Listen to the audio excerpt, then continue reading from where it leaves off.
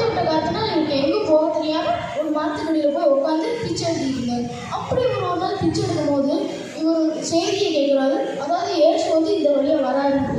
அப்படி இவர் இயேசு இந்த வழியாக வராருன்னு செய்தி கேட்டவங்களும் இவருக்கு ரொம்ப ஆச்சரியம். இயேசு வராரு, இந்த வழியில் இயேசு வராருன்ட்டு. அவர் உடனே கொஞ்ச நேரம் கழிச்சு இயேசு ஒரு சத்தம் கேட்குது. ஆனால் உடனே கத்துறாரு, தாவீதின் குமாரனே, தாவீதின் குமாரனே அப்படின்னு கத்துறாரு. அப்போ பக்கத்தில் இருந்தவங்க என்ன சொல்கிறாங்க, அமைதர் அமைதர், அவர் போகிறாரு அமைதர் அமைதர் அப்படின்னு அவர் கீழ்த்தனப்படுத்தினாங்க, கத்தாதன்னு சொன்னாங்க. ஆனால் யார் சொல்கிறதையும் கேட்காம அவமானப்படாம மறுபடியும் சொன்னார். வெக்கப்படாம அவமானப்படாம மறுபடியும் சொன்னார், தாவீதின் குமாரனே, தாவீதின் குமாரனே எனக்கு இறங்கும்னு சொன்னார். அப்போ அவர் திரும்பி பார்த்த ஏசப்பா மறுபடியும் அவர் கூப்பிட்டாரு. அப்போ ஒரு ஆச்சரியப்பட்டார், ஏசப்பா கூப்பிட்டாருன்ட்டு. அப்புறம் மறுபடியும் திரும்பி பார்த்து ஏசப்பா வந்து அவர் கூப்பிட்டாரு.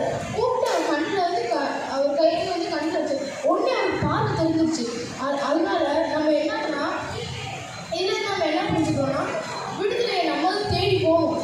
அதாவது சாத்தானோட பிடியில் நம்ம தான் போகணும். இப்போ நிறைய பேர் சாத்தானோட பிடி எந்தெந்த வழியாக இருக்காங்கன்னா, இப்போ வந்து சிகரெட்டு, போதை,